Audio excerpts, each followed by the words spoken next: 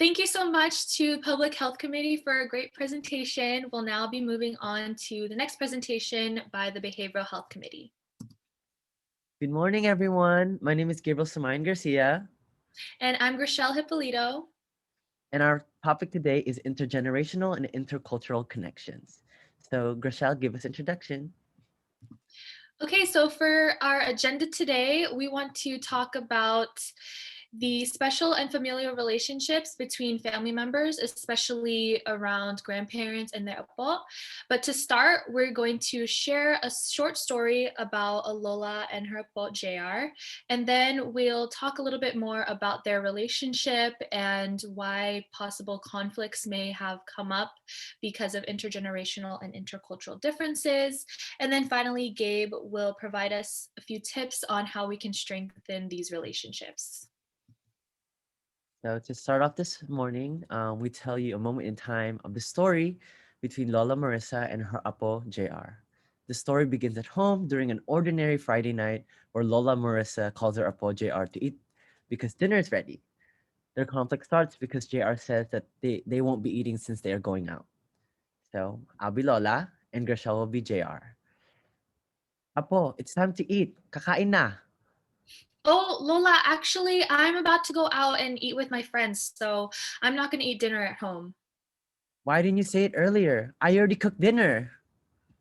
Well, my friends just asked me to go out just now, and plus it's Friday night, Lola. I just want to go out and have fun. Well, all you think about is friends and for fun. You never want to spend time with the family. Lola, it's so boring here in the house. All I do is do chores, and I already did my homework, and I already got your medication, so I just want to go out. Why don't you just go live with your friends then? Maybe they'll get sick of you too, like I am. And narrative.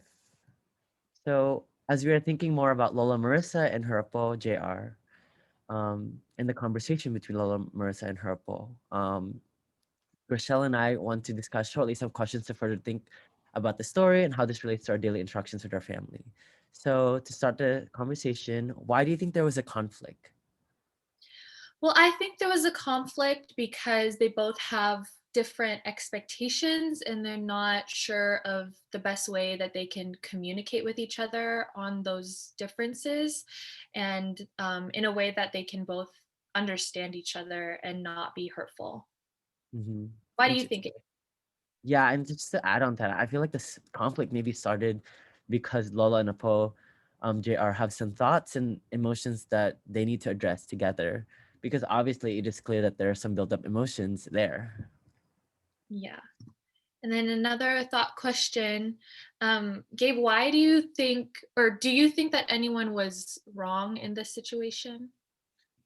I don't necessarily think anyone was wrong, although I have a small bias towards the way JR speaks back to their Lola Marissa. I think they are having a misunderstanding and interpreting their emotions with possibly hurtful words, such as when JR said that all they do is work in the house, which makes their life boring. On the other hand, Lola Marissa tells Apo JR that she is sick of them. They aren't meeting each other in the middle and instead are projecting. Yeah, I agree. I don't think either of them are wrong, but more so that I think there are better ways that they could express how they feel and what they think to each other without being hurtful or being disrespectful. And kind of a last question, can you relate to this scenario? I definitely relate to this scenario, and I relate to how JR must have been feeling because I was also born here in the States, and both my grandparents came from the Philippines to live with us, live with my family. And especially when I was a teenager, there were times where I thought that my grandparents just didn't understand why I wanted to do certain things, like with my friends, or why I acted a certain way. And I would also say that they were just being too strict, why or too old school when they made comments about me going out or my clothes or the music I listened to or the activities that I did. But I also admit that when I was younger, I wasn't as understanding as I could have been or should have been towards my Lola and Lola, because I realize now that they grew up very differently and they had just different norms and expectations. So they were just trying to teach me in the only way that they knew how, you know? Mm. Yeah, I can also relate to this. Like back when my Lola, which I call her Nanay, used to live with us, we would have similar fights like this. And looking back, I wish I was less mean because both me and Nanay were adjusting to, I would say, the American life because we both immigrated here at the same time. Um, and because we responded to each other the way we responded, similar to how Lola, Marissa, and JR talk to each other, we had times where I feel like we felt disconnected and angry with each other. And adding on to that, I definitely resonate more with this relationship because Nanay became the second mom. So she was the one who took care of me and my siblings since my parents work until 9. And so, like who cooks dinner for us, who kind of helps clean around the house and takes care of the house and me and my siblings, my Nanay was there. Yeah.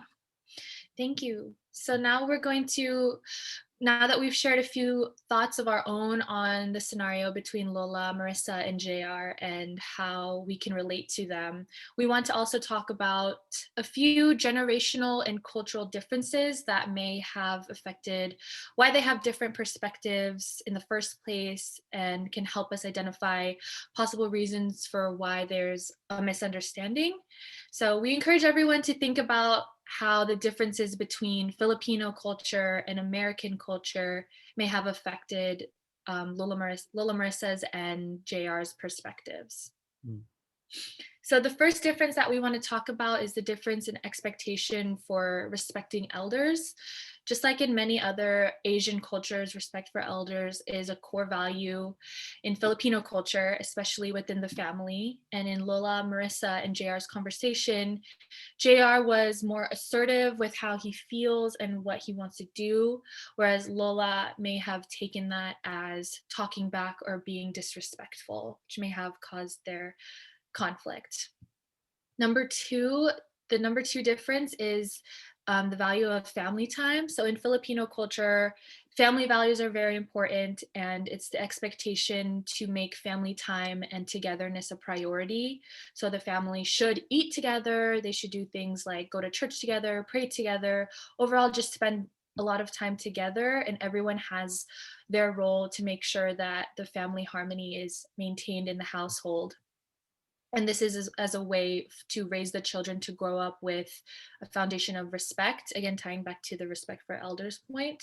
And also, as a collectivist culture, we'll talk a little bit more about it later, but it's also expected that you take care of your elders and even your extended family, people in the community, like your neighbors and such.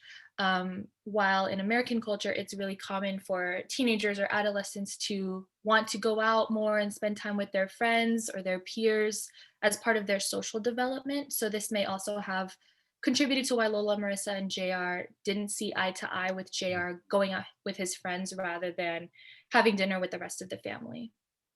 And then lastly, communication.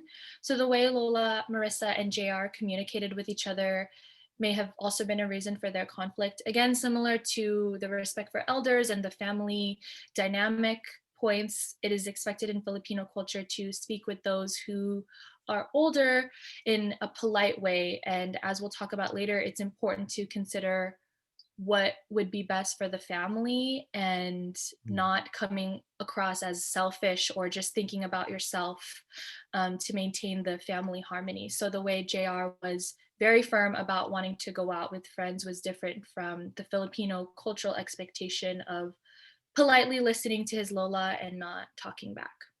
So we can really see how there are these potential reasons and differences between Filipino culture and American culture that may have given a reason for this conflict to have come up.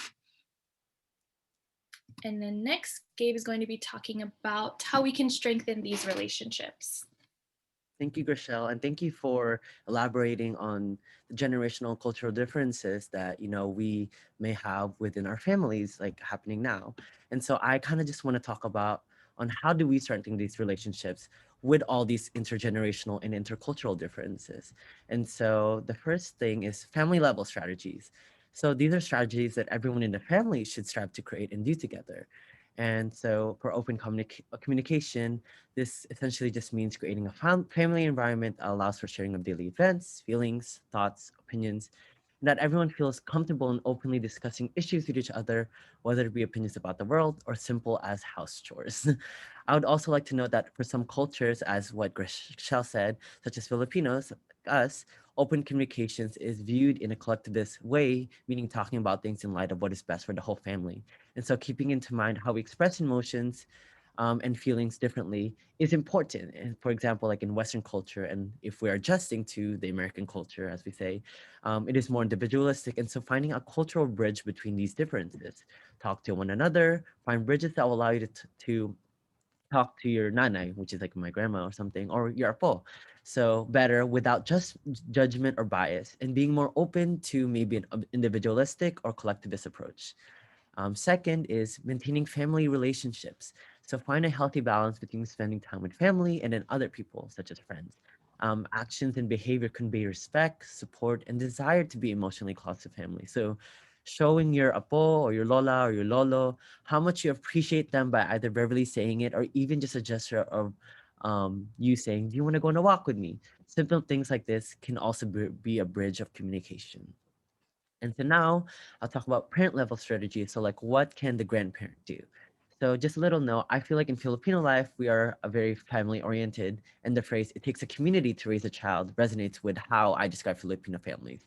When I say parent, I really mean someone who takes care of you, such as your lola, for me I call my nanay, or even your big sister or your big brother. So like, a there's not a fine term to say like a parent is like your actual mom or dad. It's someone who takes care of you. And feel like that resonates within Filipino families.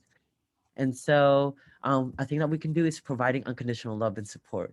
And like we know all these things, but hopefully I can make it more visible by saying it, which allows us to self-reflect. So with providing unconditional love and support, this means healthy encouragement and support, and also criticism and feedback, so that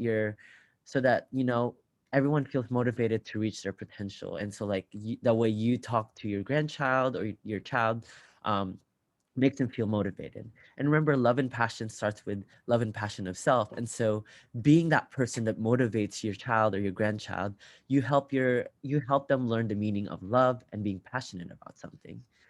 And then adjusting to children or adjusting to teenagers, adolescents, whatever, whatever age they are, and practicing it in the family household. So negotiate and adjust so that the relationship doesn't seem one-sided and rather is equal. We want to get rid of the notion or the idea that, you saying I'm older than you, meaning I know more, because automatically that disregards your teenagers or your child or your apo's thoughts and experiences. And then lastly, adjusting to American culture as a family, acknowledge together that the whole family is adjusting. And so supporting each other and adjusting to changes as a family can create a healthy environment. We bond and struggle even if our experiences with these changes are intergenerationally different from each other. And so now I think I want to ask the question, how about us kids? How do we adjust and create a healthy bridge of communication between us and our grandparents slash parents? Since we are both adjusting to American life as well, how do we as Filipino Americans and our cultures adjust with the family and also adjust with the current, like, assimilation to American life? And so I can answer that question briefly. For me, the big thing is addressing my boundaries and letting them know, my family, how I feel. Finding a way to discuss that comfortably is something I want to work on, especially now that I've grown closer to my family these past few months. How about you, Grishel? Yeah, I agree with setting boundaries, and I also think now that I have a better understanding of the differences and why my parents or grandparents may feel the way that they feel, I also want to communicate with them that I still do understand and I still do have the same values that they have in terms of family and Filipino culture, but also communicating with them openly and being open to letting them know of how I feel about what things that I want to do or things that I also care about. So just being able to talk with them about how I'm feeling and how the way that I think, but also letting them know that I still carry the same values that they carry and care about the family the same way. Yeah, and that's basically our presentation. I hope that you all learned something from today or was able to reflect on some of the things that we talked about today. And, family is important, and we hope that these things that we told today can help maybe bridge a better communication with you and your apo, or the other way around. Salamat po. Salamat!